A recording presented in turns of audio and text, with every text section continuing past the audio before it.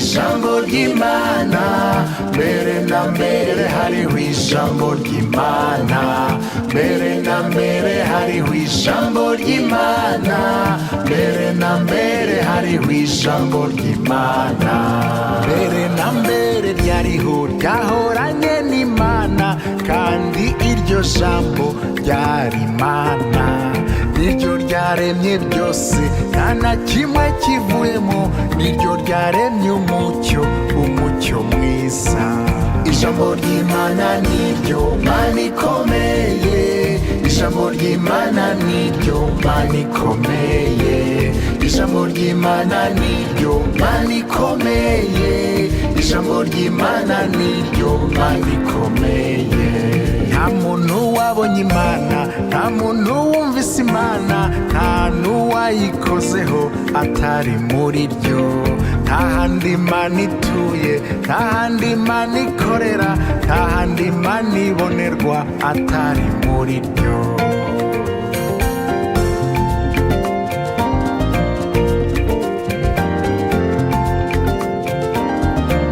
Ijambo ry'Imana niryo mucyo nyakuri, ijambo ry'Imana niryo mucyo nyakuri, ijambo ry'Imana niryo mucyo nyakuri, ijambo ry'Imana niryo mucyo nyakuri, niryo mucyo nyakuri waje hano ku isi ngo umurikire umuntu wese.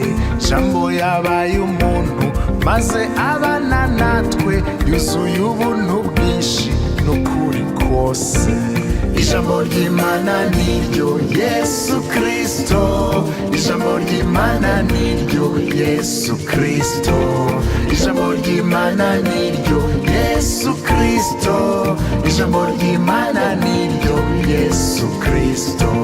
Niryo Yesu yatubwiye ko ari ryo mwuka kandi niryo bugingo buhoraho, niryo ryeza bizera iyo barikomeje, iyo baryizeye uko ryanditswe.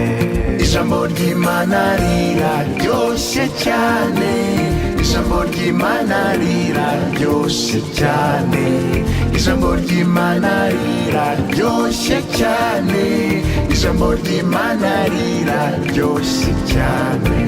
Kuryumva ni byiza, kuryizera ni byiza, kurikorera ni byiza, byiza cyane. Kuribwiriza ni byiza, kuriririmba ni byiza, kurisingiza ni byiza, byiza cyane.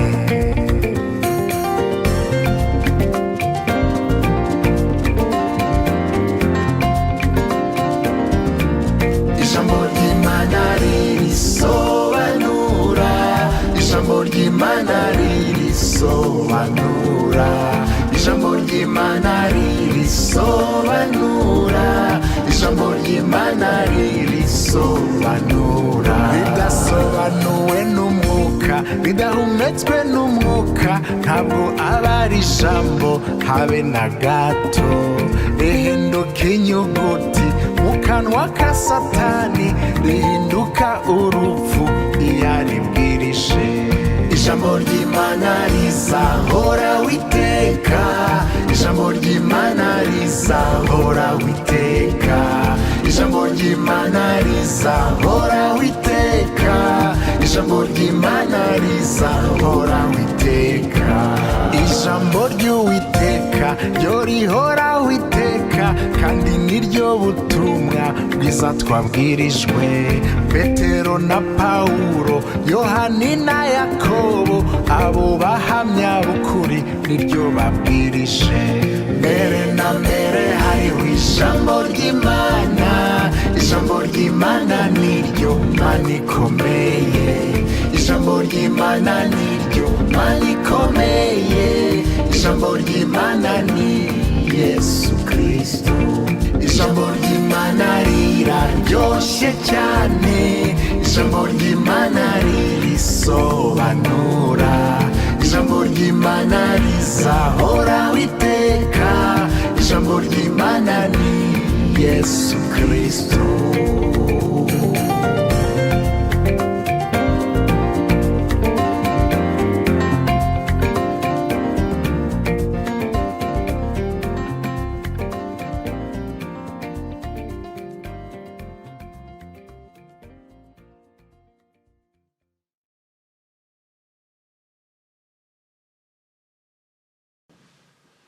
Bene data namwe bashiki bacu nongeye kubaramutsa mu izina ry'Umwami wacu Yesu Kristo. Uwiteka aduhana umugisha mu gitondo cy'uyu munsi. Ndashimira Imana ko uko twayisabye ko nibyemera kuri iki cyumweru yongera katugirira ubuntu, kadutegurira ameza, katugaburira umutsima w'ubugingo. Turacyari mu ijambo bivuga ku byerekeye umugabane w'abana b'imfura, umugabane wuzuye, umugabane utagabanije, umugabane ugenewe abana b'imfura, la part qui est réservée aux fils premiers-nés. Uyu munsi iki kibwirizwa turi bugipfundikire. Uwiteka aduhana umugisha kandi aduhe umugabane udukwiriye. Reka dusabe Imana kugira ngo ubwayo ihamirize ijambo ryayo kandi igenderere buri wese uryumva. Turasenga. Mwami wacu Yesu Kristo, ukiza w'ubuntu n'imbabazi, nongeye kugushimira mu gitondo cy'uyu munsi. Mwami, uduhaye guhumeka, uduhaye Mwami imitima igufitiye inyota, uduhaye gutuza kugira ngo ijwi ryawe ritugereho. Ndagusaba Uwiteka ngo ubwawe uhagarare hano uhamirize ijambo ryawe. Umwuka wawe wera nk'uko yarudusezeranije aze atuyobore mu kuri kose, yihamirize aguhamirize Mwami wacu Yesu Kristo mu ijambo ryawe. Uyu mugabane tumaze iminsi duhamiriza nta wundi wawuduha, nta wundi wawuduhagarikamo, nta wundi wawuturaga atari we Mwami wacu waducunguye. Ndagusaba kugira ngo n'ubu utumanyurire umutima, umure imitima y'amaso yacu, turusheho kukubona mu ijambo ryawe. Tangirane nanjye muri aka kanya, kandi akanya uduhaye Mwami kaba kumugisha, sozanye nanjye uyeshe icyubahiro mu izina ry'Umwami wacu Yesu Kristo, amen. Mwami Imana aduhane umugisha mu gitondo cy'uyu munsi. Turagaruka gatoya muri Mariko 19 murongo 28 kugeza kwa 30. Nuko Petero aramubwira ati, dore twebweho twasize byose turagukurikira. Yesu aramubwira ati, ndababwira ukuri yuko nta wasize inzu cyangwa bene se cyangwa bashiki be cyangwa nyina cyangwa se cyangwa abana cyangwa amasambu ku bwanjye no kubw'ubutumwa bwiza utazahabwa ibiruta inshuro 100 muri iki gihe cya none, utazahabwa ibiruta inshuro 100 muri iki gihe cya none, ari amazu, ari bene se, ari bashiki be, ndetse n'abanyina n'abana n'amasambu, hamwe no kurenganywa, maze mu gihe kizaza akazahabwa ubugingo buhoraho. Nous lisons ce verset en français, Marc 10, du verset 28 au verset 30. Pierre se mit à lui dire, voici, nous avons tout quitté et nous t'avons suivi. Verset 29. Jésus répondit, je vous le dis en vérité, il n'est personne qui, ayant quitté, à cause de moi et à cause de la bonne nouvelle, sa maison, ou ses frères, ou ses sœurs, ou sa mère, ou son père, ou ses enfants, ou ses terres, ne reçoivent au centuple, présentement dans ce siècle-ci, des maisons, des frères, des sœurs, des mères, des enfants et des terres, avec des persécutions. Et dans le siècle à venir, la vie éternelle. Umwami Imana umugisha ijambo rye kandi aduhana umugisha twese. Hano twasoreje ku cyumweru gishize dusanga ko kwizera Yesu Kristo umwishuriwe aguhishurira umugabane uruta byose. Niyo mpamvu nk'uko ijambo ry'Imana ribivuze. Twebwe abana b'Imana turavuga ngo amina. Ntabwo dushobora gushidikanya ku ijambo umwami Imana ubwe yavuze.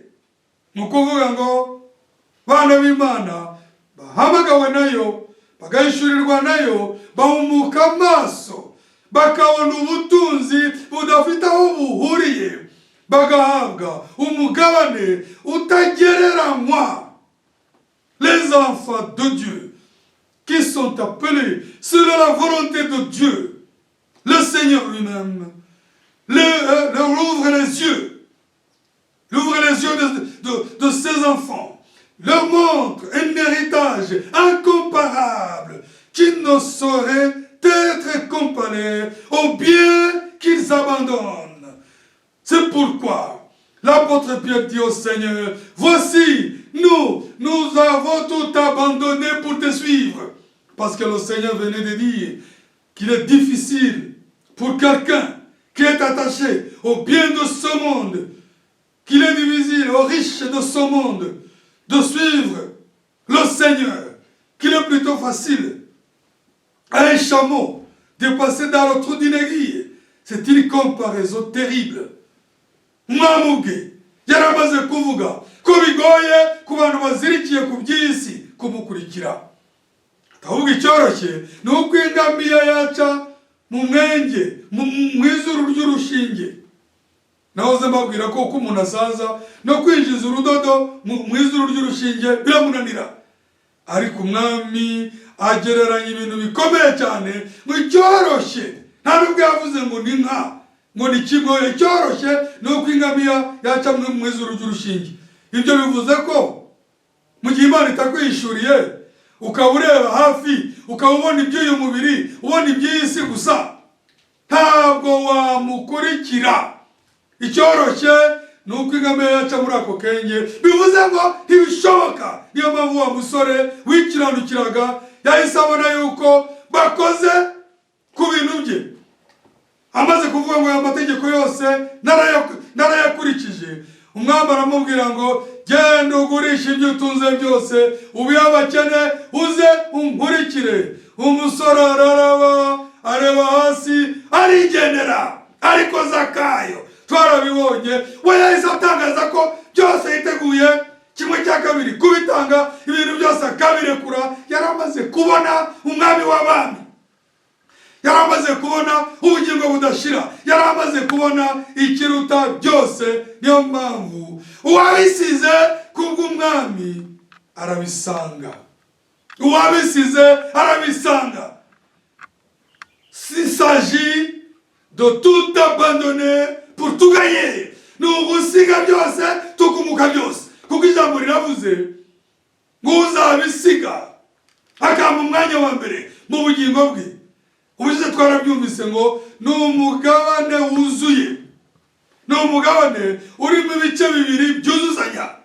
Kuri iyi si azakubirwa 100, no mu gihe kizaza ahabwe ubugingo budashira. C'est une part à dévorer, c'est une part à dévorer. Sur cette terre, dans cette vie, c'est lui qui suit le Seigneur. C'est le son appel. Tout ce qu'il a abandonné, il la recevra au centuple. C'est ainsi dit Dieu. C'est ainsi dit le Seigneur Jésus-Christ dans sa parole. Nous recevrons au centuple. Et dans les jours à venir, la vie éternelle. Mais aussi les persécutions. Nikumwami avuga. N'umugabane wuzuye. Ibyo wasize umwami azabikuba bikube. Nta mwana w'Imana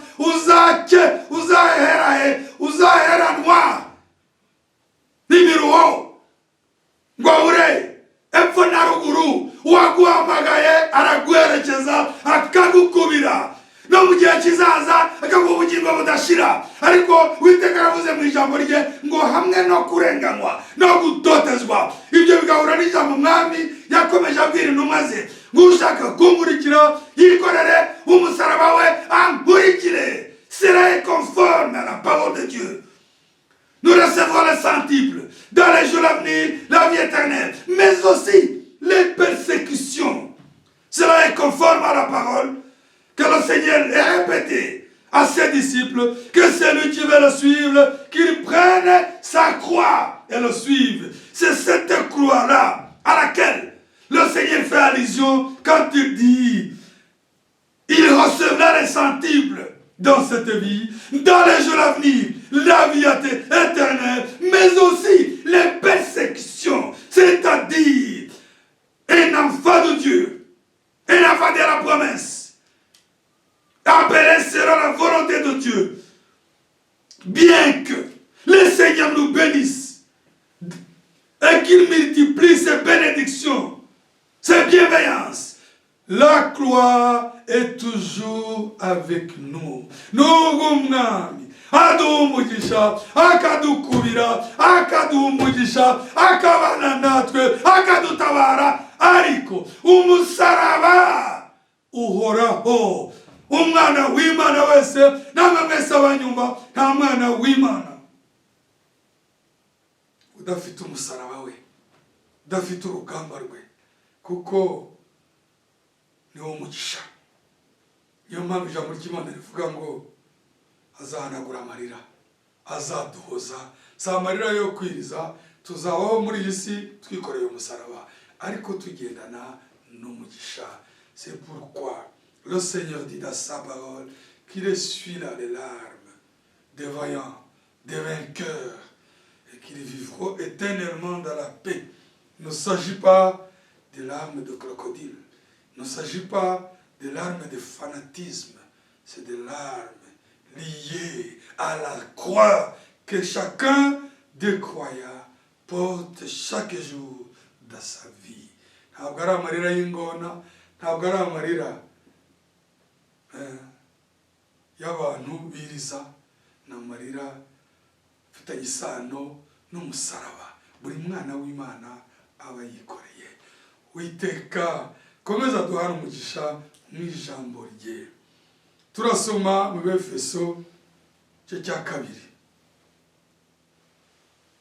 no mu gice nako mu byahishuriwe Yohana igice cya kabiri no mu cya gatatu, turebe mu ntore zose z'ibihe itorero ry'umwami wacu Yesu Kristo ryagiye rinyuramo ko abana b'Imana bagomba kugira umugabane wabo.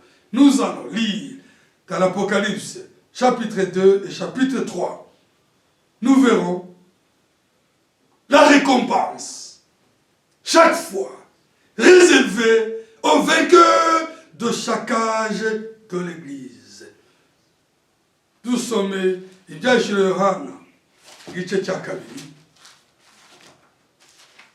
Ibyahishuriwe Yohana igice cya kabiri umurongo wa 7 wonyine. Aba n'abana b'Imana bo mu gihe cya Efeso, bo mu gihe cy'itorero rya mbere. Ibyahishuriwe Yohana igice cya kabiri umurongo wa 7. Ufite ugutwi niyumve iby'umwuka abwira amatorero. Unesha nzamuha kurya ku mbuto z'igiti cy'ubugingo kiri muri paradizo y'Imana. Lisons Apocalypse chapitre 2 verset 7.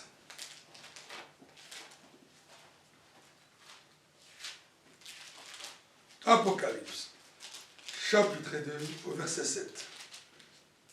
Que celui qui a des oreilles entende ce que l'Esprit dit aux églises. À celui qui vaincra, je donnerai à manger de l'arbre de vie qui est dans le paradis de Dieu. À celui qui vaincra, je donnerai de l'arbre de vie qui est dans le paradis de Dieu.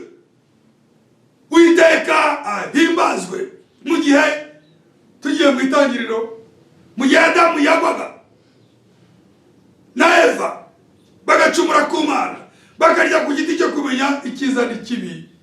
Uwiteka Imana yafashe abakerubi bafite inkota zaka umuriro kugira ngo barinde igiti cy'ubugingo. Iki giti cy'ubugingo ni umwami wacu Yesu Kristo. Niyo bavuze ngo nijye muzabibu w'ukuri. Ntabwo bari gukora icyaha ngo bongere barye ku giti cy'ubugingo babe ibihe bidashira. Ntabwo ubuzima bw'icyaha bwahoraho. Ubuzima bw'icyaha niyo mpamvu urupfu rwabayeho.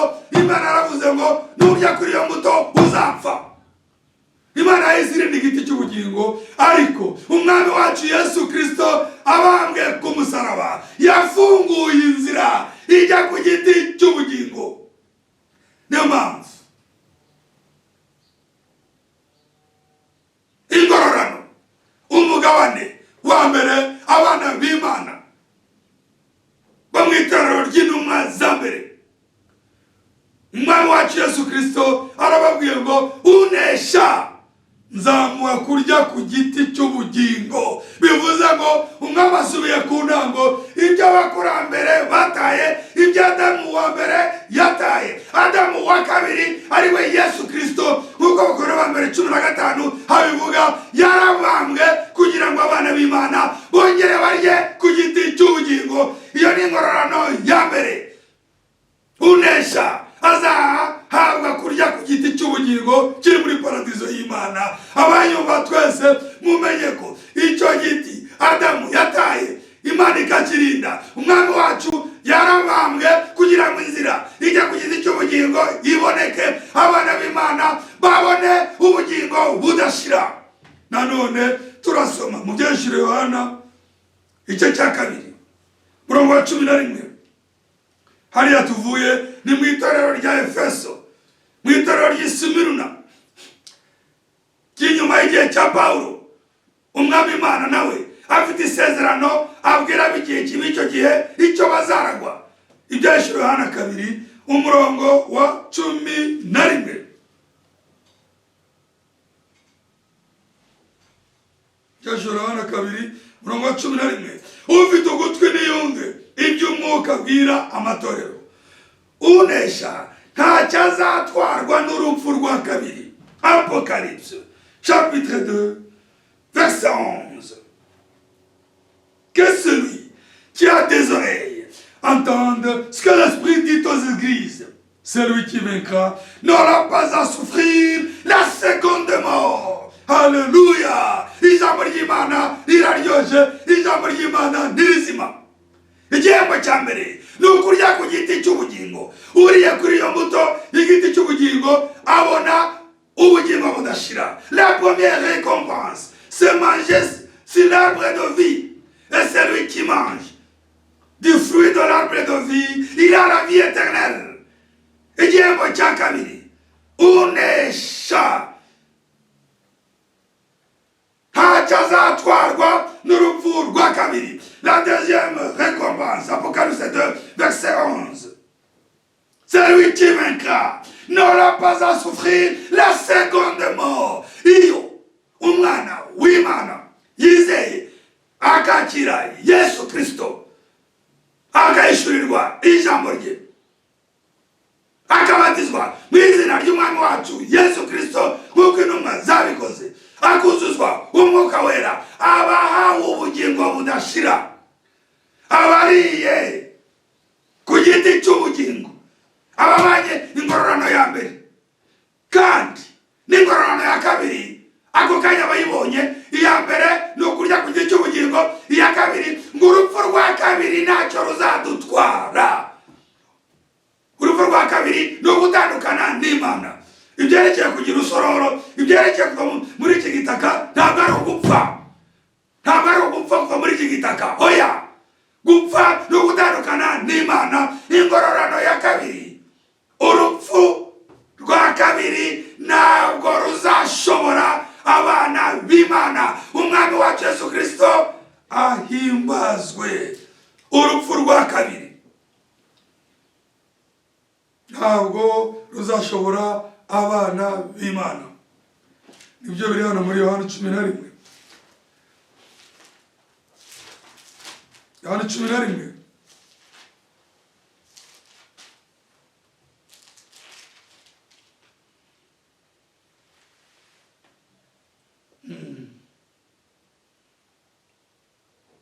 Yohana 11 makumyabiri na gatanu. Jean chapitre 11 verset 25. Yohana 11 unesha igihembo cya kabiri nta urupfu rwa kabiri ruzamutwara. Yohana 11 makumyabiri na gatanu. Yesu arimo kuganira na Marita.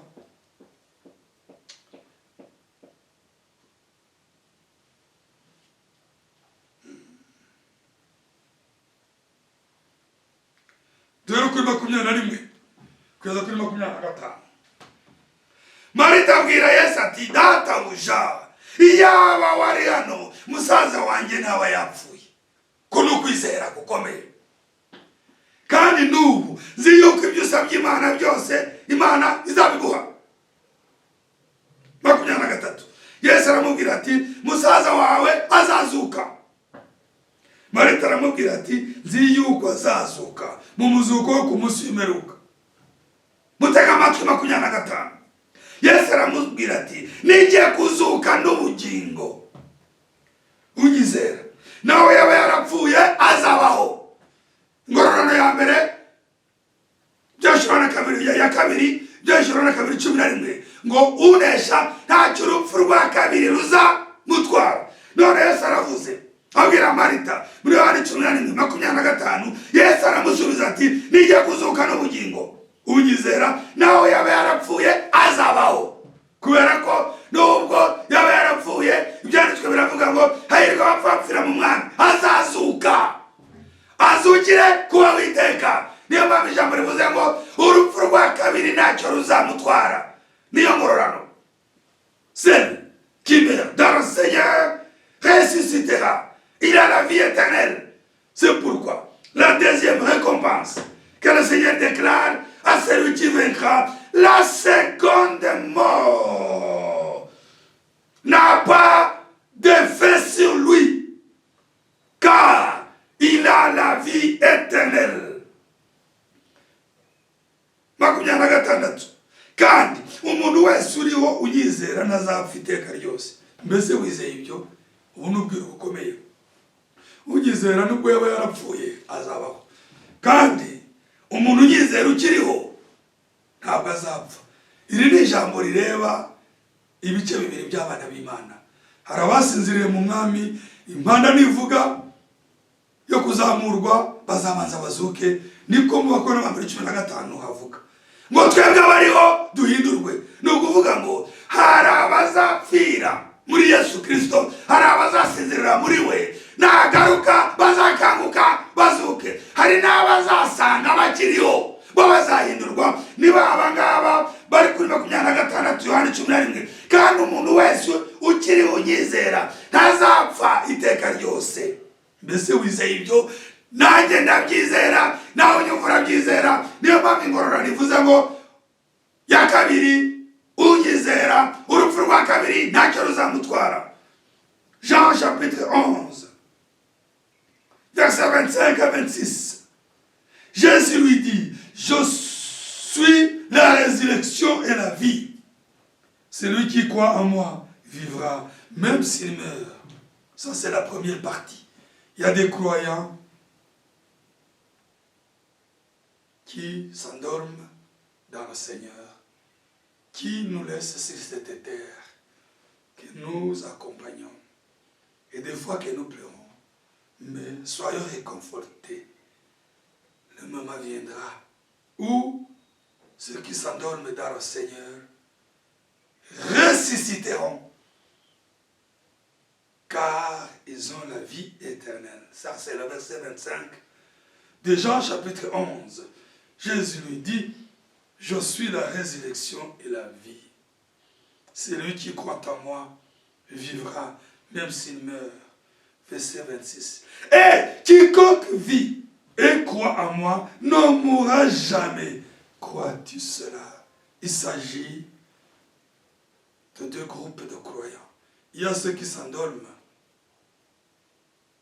pendant que les autres vivent encore.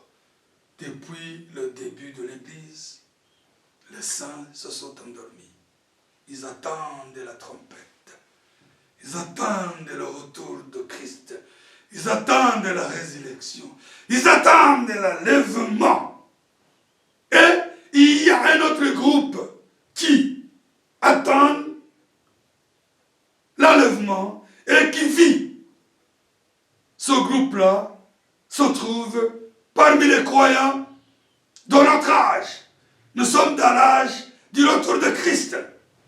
Quand le Seigneur viendra, ceux-là qui sont encore en vie seront transmutés. Ils seront transformés et seront arrivés sans passer par la mort. Quelque part. Harabanu, imani zasanga bariho. Batazaca mu rupfu, bazahita bahindurwa, basanganire umwami wacu mu bicu. Niyo ngororano ya kabiri, unesha urupfu rwa kabiri ntirumufite w'imbaraga. Umwami Imana aduhane umugisha. Unesha urupfu rwa kabiri ntirumufite w'imbaraga. Ngororano ya gatatu, mu byeshuro Yohana kabiri 17. Byeshuro Yohana kabiri murongo wa 17.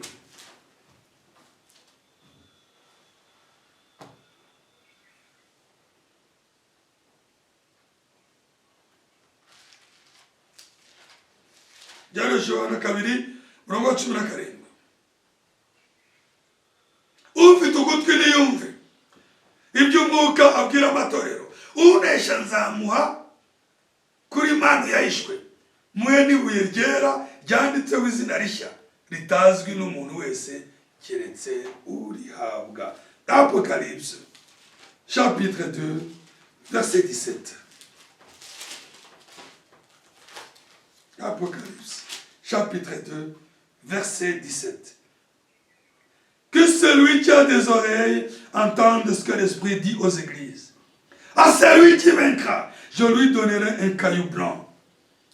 Et si ce caillou est écrit un nom nouveau que personne ne connaît, si ce n'est celui qui le reçoit.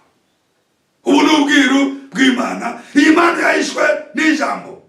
Iri zina ntacyo narivugaho kuko uzarihabwa niwe uzarimenya. Nta muntu ugira umwana ngo yakumwita izina. Iri zina ntabwo ari amazina twitwa kuri iyi si, kuko ijambo riravuze ngo ni izina rishya. Son nom, c'est un nom caché. Celui qui le recevra, il le saura à ce moment-là. Tout parent qui a un enfant doit lui donner un nom. Le Seigneur a un nom pour chacun de nous. C'est encore une récompense pour les vainqueurs. Nous recevrons ce nom-là. Et chacun aura son nom. Écrit sur un caillou. Le Seigneur nous le donnera. Ce sont des choses promises. Ni ibintu byasezeranijwe. Unesa azarya kuri manu yahishwe. N'umutima w'ubugingo. N'ibyo kurya by'ijuru. N'ijambo ry'Imana. Ahabwe n'izina rishya. Tugomba kugira ayo matsiko. Ariko tuzagera kandi icyo umwami avuze azagisohoza. Umwami Imana aturinde. Umwami Imana ibyo yavuze azabisohoza. Uyu mugabane azawuduha. Ko twabyumvise yaramanje agarura igiti cy'ubugingo ku murongo wa 7 w'igice cya 2, ku murongo wa 11 w'igice cya 2, aho ubugingo bugeze urupfu ruraneshwa.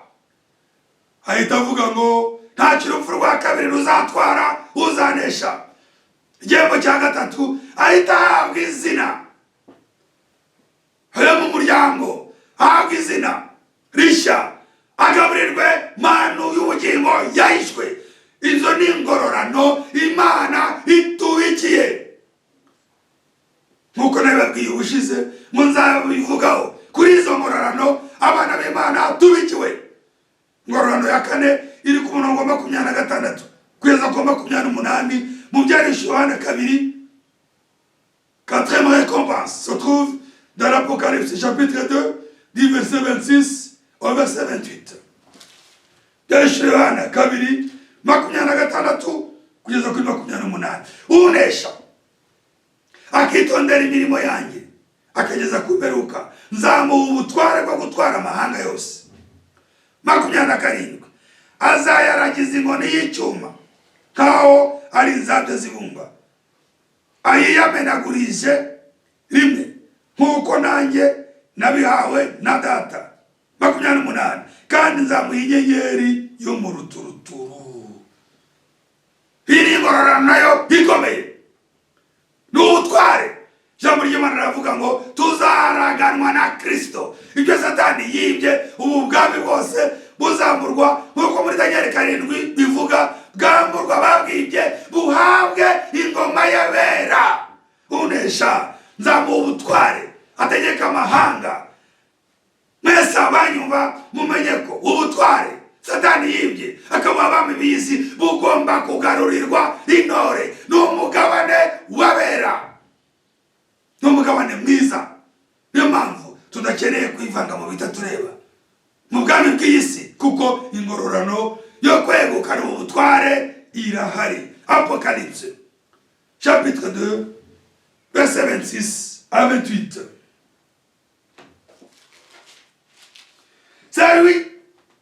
Celui qui vaincra, à celui qui vaincra et qui gardera jusqu'à la fin mes œuvres, je donnerai autorité sur les nations. C'est ainsi dit le Seigneur dans sa parole.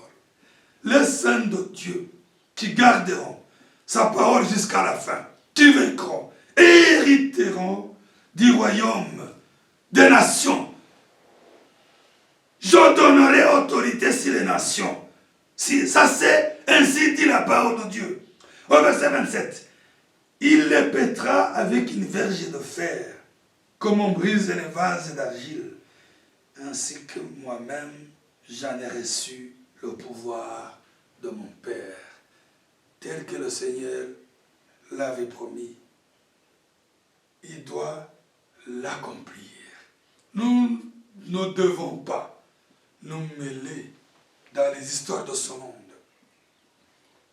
car le moment où les saints doivent hériter de l'autorité sur les nations, ce moment est réservé, ce moment vient.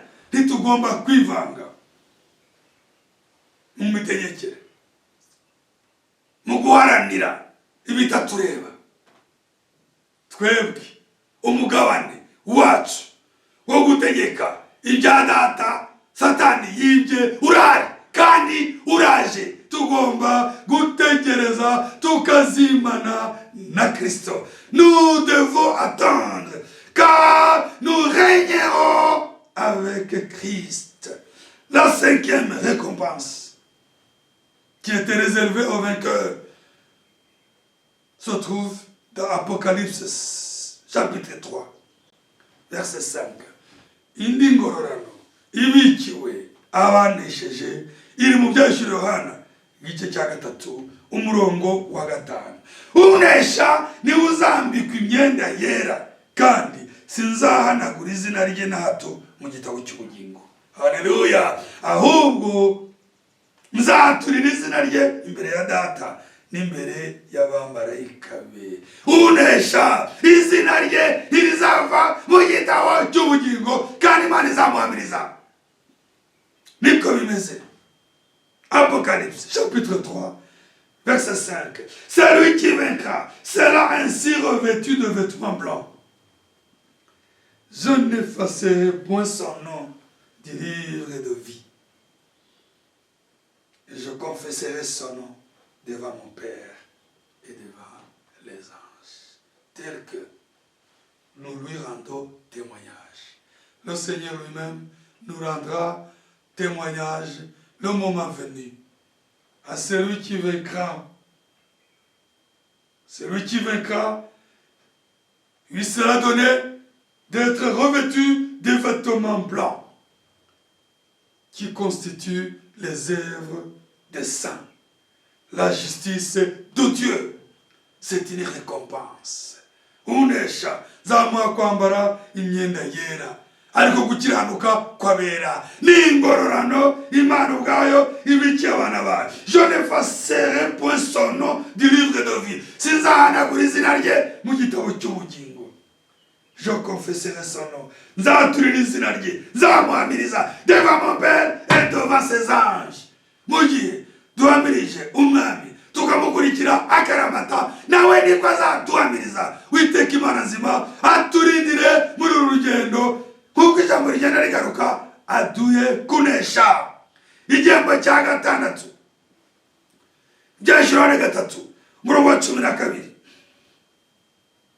Unesha nzamugira inkingi yo mu rusengero rw'Imana yanjye. Unesha nzamugira inkingi yo mu rusengero rw'Imana yanjye, kandi ntazasohoka ukundi. Nanjye nzamwandikaho izina ry'Imana yanjye n'iry'ururembo rw'Imana yanjye, ari rwo Yerusalemu nshya izamanuka iva mu ijuru iturutse ku Mana yanjye, kandi nzamwandikaho izina ryanjye rishya. Umugeni iteka afata izina ry'umugabo, afata izina ry'umukwe. Unesha ntazaba mu rugo rw'Imana. Dawidi yaravugaga ngo icyampa nkahora mu bikari byawe. Dawidi yaravuga muri Zaburi ya 23 ngo nanjye nzatura, murongo wa nyuma, mu nzu y'Uwiteka iteka ryose. Unesha ntabwo azava. Apocalypse chapitre 3 verset 12. Celui qui vaincra, je ferai de lui une colonne dans le temple de mon Dieu, et il n'en sortira plus. J'écrirai sur lui le nom de mon Dieu. Alléluia. Et le nom de la ville de mon Dieu, la nouvelle Jérusalem qui descend du ciel, d'auprès de Dieu. Et je lui donnerai mon nom nouveau. Ici, le Seigneur promet qu'à celui qui vaincra ne sortira pas de la maison de Dieu. Il demeurera dans le temple de Dieu. Il sera une colonne dans le temple de Dieu. Il recevra le nom de son Dieu, le nom de la nouvelle Jérusalem, le nom nouveau, Unesha. Azahunge na Yerusalemu ariwo mugeni wa Yesu Kristo. Unesha ntazavanwa mu ngoro y'Imana. Unesha azambara nk'inkingi yo mu rusengero rw'Imana. Unesha ni ukuvuga ngo mu bwami bwa Data ni iwabo. Tuziturira iwacu muri Yerusalemu, mu gihugu cy'amahoro ubuzira herezo. Nous habiterons dans la nouvelle Jérusalem. Nous ne sortirons jamais de cette maison. Tous les vainqueurs ont cette part-là qui est merveilleuse. Abazanesha bose bafite uwo mugabane mwiza cyane. Ingororano ya karindwi igenewe itorero rya nyuma, ibyahishuriwe Yohana igice cya 3 umurongo wa 21. Unesha nzamuha kwicarana nanjye ku ntebe yanjye y'ubwami, kuko nanjye nanesheje nkicarana na Data ku ntebe ye. Unesha nzamuha kwicarana nanjye, ntabwo ari ku ruhande, ni mu ntebe imbere. Uwiteka himbazwe, tuzaraganwa nawe. Unesha nzamuha kwicarana nanjye ku ntebe yanjye y'ubwami. Sinzi ko munyumva neza, ntabwo ari intebe zikurikirana, ni ukwicarana n'umwami wacu Yesu Kristo. Mbega umugisha, mbega umugabane, mbega ikuzo. Twebwe abantu babi, twebwe abantu banduye, twebwe abantu badakwiriye, ariko umwami Imana aravuze ngo, umwami wacu Yesu Kristo aravuze ngo, unesha nzamuha kwicarana nanjye mu ntebe ya Data, nkuko nanjye nanesheje nkicarana na Data ku ntebe ye. Ntabwo ari ku ruhande, nukwicara muri iyo ntebe, muri ubwo bwami. Umwami Imana aduhane umugisha n'umugabane utagereranywa. N'umugabane uruta kuba umwana w'umwami w'isi, uruta kuba umwana w'abami b'isi, uruta kuba abana b'abakungu b'isi. Turi abana ba Data, turi abana b'Imana, turi aba Yesu Kristo, dufite ingororano zitagereranywa. Umugabane w'abana b'imfura, la part réservée au fils premier-né. Apocalypse 3:21. Celui qui vaincra, je le ferai asseoir avec moi sur mon trône. Trône, le trône le trône. Comme moi, j'ai vaincu et me suis assis avec mon Père sur son trône. Le trône, c'est la place réservée au roi. Personne d'autre ne peut s'asseoir sur le trône. Le trône est réservé au roi. Et nous, comme nous sommes les enfants du roi, et que nous régnerons avec lui, voici la récompense à celui qui vaincra. Je le ferai asseoir avec moi sur mon trône. Avec moi sur mon trône. Comme moi, j'ai vaincu et que je me suis assis avec mon Père sur son trône. On dirait que c'est deux trônes. Il n'y a pas le trône de Jésus-Christ et le trône du Père. C'est le même trône. Donc, au vainqueur, il sera donné de régner avec Christ, s'asseoir dans le même trône. Tenez, écoutez-moi bien, un trône est réservé au roi. Et comment nous, pécheurs, indignes que nous sommes, pouvons-nous hériter de ce trône? Car c'est ainsi dit le Seigneur dans sa parole. Unesha zamwa kwichana nange munebe yugami yadata. Munebe yugami. Kuko nange nanesha ngichana nange munebe ngichana data munebe yugami. Uyu mugabane nawo utubikiwe. Ariko umuntu yakwibaza guhera ku mugabane wa mbere ku gihembo cya mbere kiri mu byeshuri Yohana 2:7 ngunesha azabwa igiti cy'ubugingo. Ibyo byabwiwe abari mu itorero rya Efeso.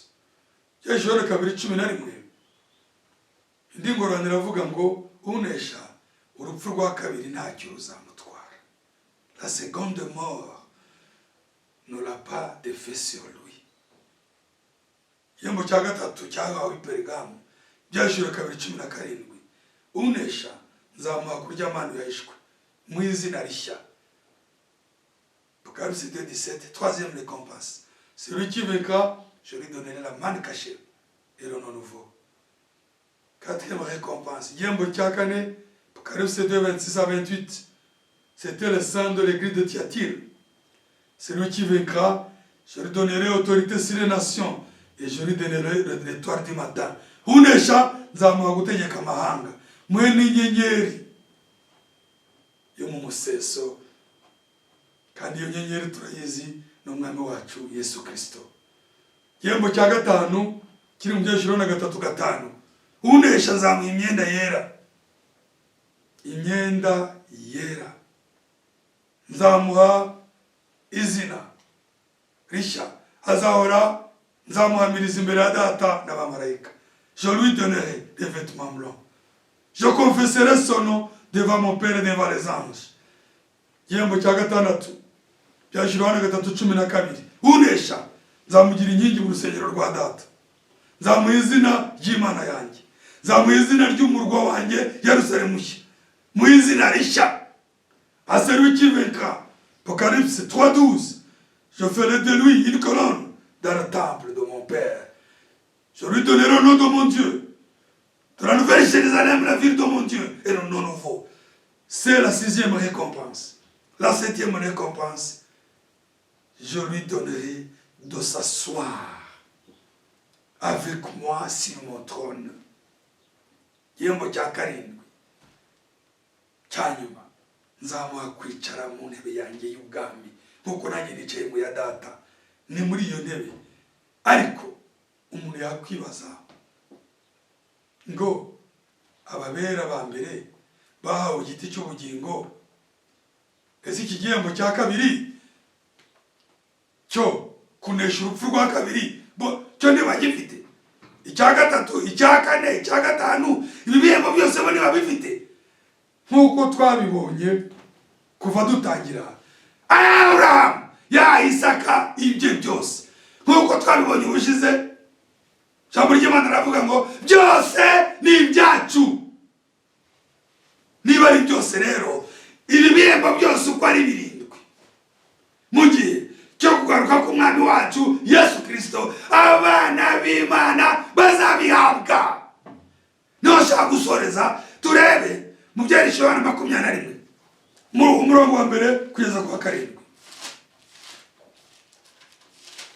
cyangwa wenda turasoma umurongo wa 7 wonyine. Byerekezo Yohana 21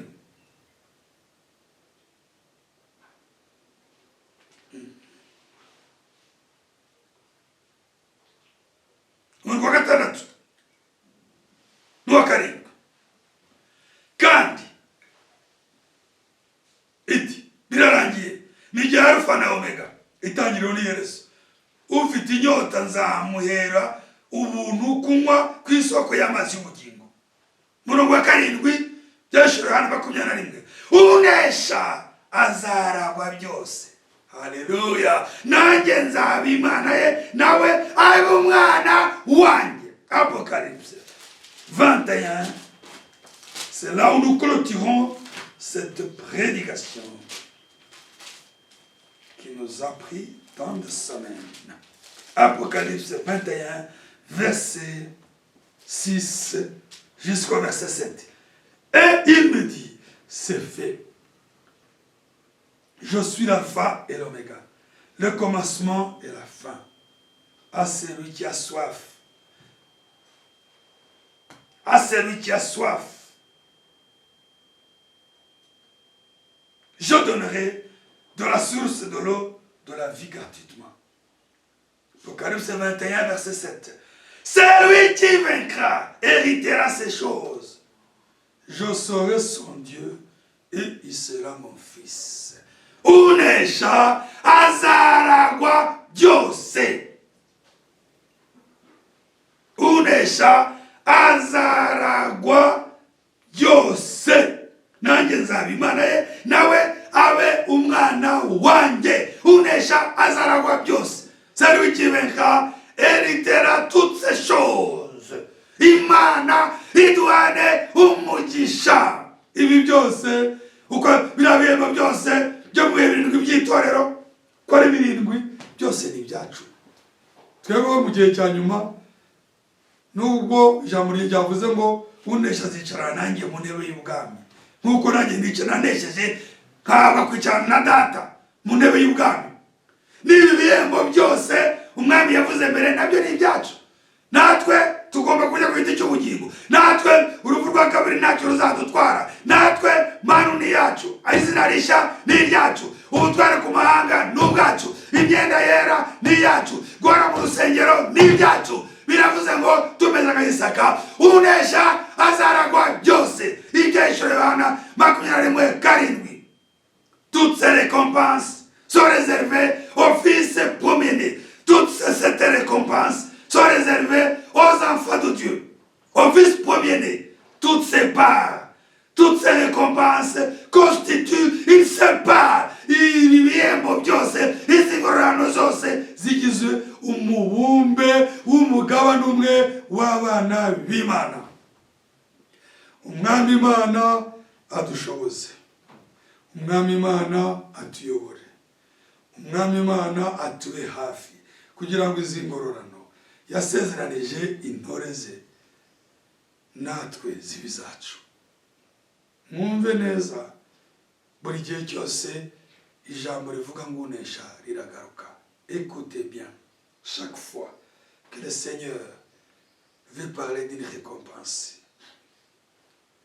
réservée à ses enfants, il dit à celui qui vaincra, à celui qui vaincra. Que le Seigneur nous assiste et qu'il nous fasse grâce pour que nous puissions vaincre et hériter toutes ces choses. Mwami Imana adushoboze, kuko nta ngororano kubaneshejwe, ni ingororano zo kubanesheje, kandi ntitwineshereza. Il n'y a pas de récompense pour celui qui est vaincu. La récompense est réservée aux vainqueurs. Et nous ne pouvons pas vaincre par nous-mêmes. C'est la grâce de Dieu qui nous assiste pour que nous puissions vaincre les diables et toutes ces attaques n'ubuntu bw'Imana budushoboza kunesha umubisha n'ibitero bye byose. Turasaba Imana kugira ngo ituye kunesha natwe tube mu bazaragwa byose. Nous demandons au Seigneur qu'il nous accorde la victoire pour que nous puissions être parmi ceux qui hériteront toutes ces choses. Que le Seigneur nous bénisse. Uwiteka aduhane umugisha kandi umugisha ijambo rye kandi umugisha abaryakiriye. Twese turasenga dusoza. Mwami wacu Yesu Kristo, izina ryawe rihimbazwe, ubuntu bwawe burakomeye, imbabazi zawe ziratangaje, ijambo ryawe Mwami rirakomeye, ijambo ryawe riruzuye, ijambo ryawe ni rizima. Mwami, ijambo ryawe rimaze gutambuka, ndagusaba ngo uriherekeze, urisukeho umugisha wawe, bana bawe baryakiriye n'imitima ikunze. Mwami, iri jambo ribabera umugisha, udushoboze nk'uko dusoje tubisoma. Ingororano zirahari kandi zigenewe abanesha, kandi Mwami ntawakwineshereza, ntawakwibeshya ngo yakwishoboza. Tugutegeye amaboko, utuneshereze kugira ngo uyu mugabane wuzuye wa byose Mwami utangaje kandi ukomeye, abana bawe b'abanyantege nke badashoboye, utuneshereze kugira ngo tuzawegukane. Urakoze Mwami kubw'ijambo ryawe, nubishaka uzongera uduhe guterana twumva ijambo ryawe. Uwiteka Mana yacu, nk'uko uzaba wari duteganyirije, abamushimiye mu izina ry'Umwami Yesu Kristo, amen. Uwiteka ahimbazwe kandi aho umugisha abakiriye ijambo twese, amen.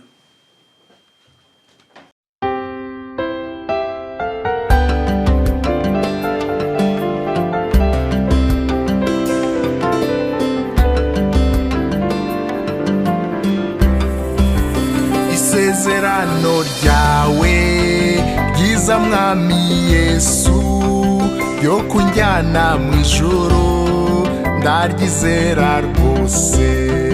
Natangiye urugendo rwo kunjyana iwacu, ariko intege nke zanjye zirangoye Mwami.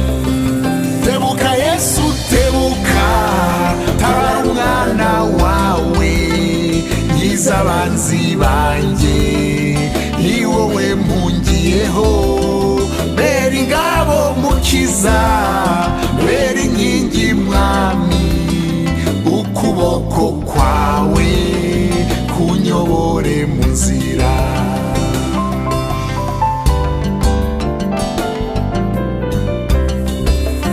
Umwanzi yagenjeje umutima wanjye, yakubise ubugingo bwanjye butsinda hasi.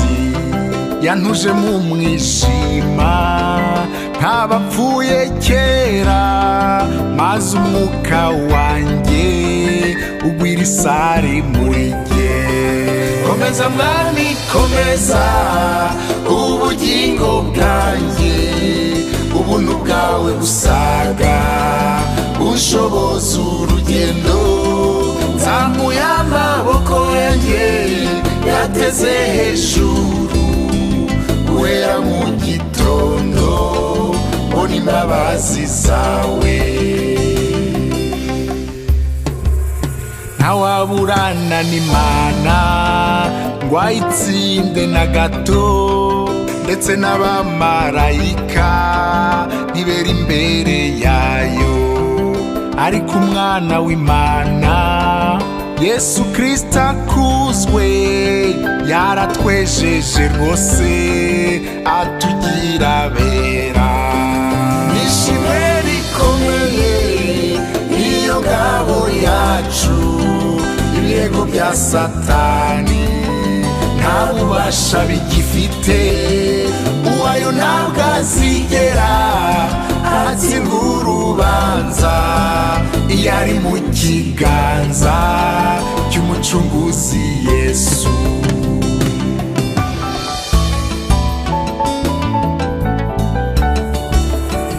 Kubw'izina ryawe n'amaraso yawe udushoboze kugera mu ijuru kwa data.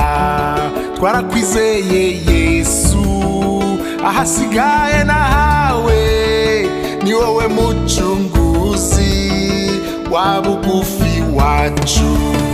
Ntabwo ubutumire bwawe nabura babwitaba, ngwino Yesu utware ibimuga nkanjye. Ntabwo ubukwe bwawe bwabura umugeni, ngwino Yesu utware abo wacunguye. Ntabwo amazu yo mu ijuru yabura abayaturamo, ngwino Yesu utware abagaragu bawe. Ntabwo ijuru rya data yabura abarijyamo, ngwino Yesu utware